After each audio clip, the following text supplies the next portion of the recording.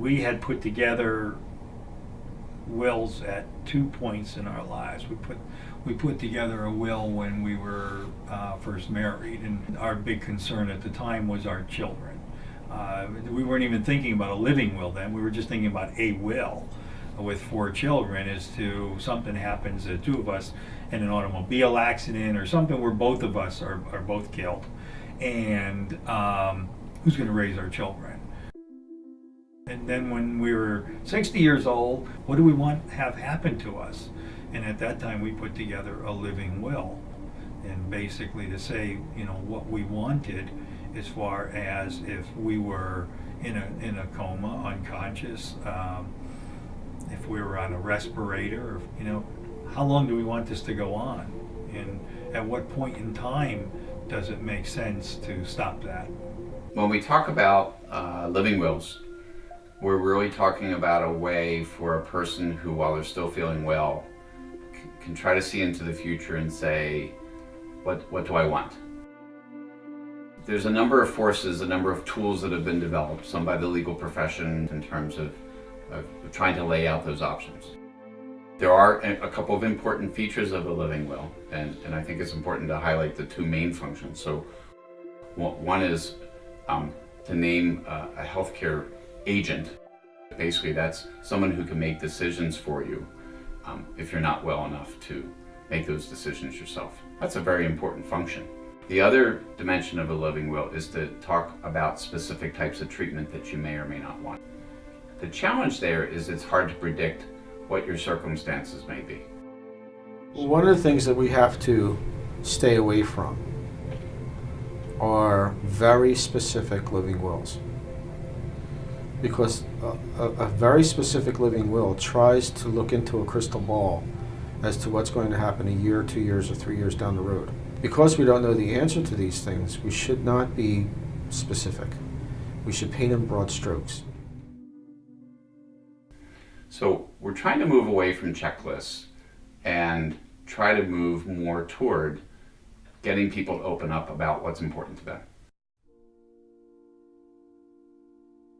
When the topic of death comes up, most people don't want to discuss it. It's inevitable. We're all going to go there. The topic comes up, people say, they try to make a quick joke about it and let's change it. Part of this is rooted in our culture's complete lack of understanding of the meaning of death. Death is inevitable. It's inevitable. We're all going to die. And that's part of life. And it's a pretty big part of life. And I would say now people ignore that part of life.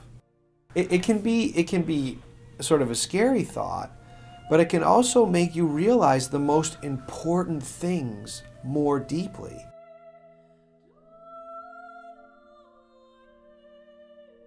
I'm going to die. I don't know how, but it's going to happen. And how does that fact impact what I'm doing now? And in light of our moral life and our eternal destiny, how do we want to prepare? There was a different attitude towards dying. Now, if you ask people how they want to die, they'll say, in my sleep, without even knowing that I was going to die, just quick.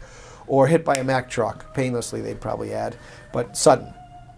There used to be a prayer that people prayed, "O Lord, deliver me from a sudden death." The last thing they wanted was to die suddenly. Why? The reason was because they knew that in that time period of dying, some of the richest things happen. Your most deepest thoughts about your life. Your most beautiful things you might say between you and your loved ones. Your maybe most sincere confession that you've ever made happen in those times. And people wanted and growth and virtue and the whole concept of redemptive suffering. You know, we have this idea in Catholic teaching about how we can unite our sufferings to the cross of Christ for the salvation of people. People, to put it in a colloquial way, people didn't want to miss out on that. And now that whole consciousness of dying as a human act that can be performed well and that is important has been lost. I found John Paul II's example toward the end of his life to be amazing. He showed us and wasn't afraid to show us what it was like to grow old and to be frail and to fail and to have things break and couldn't be fixed. And he persevered.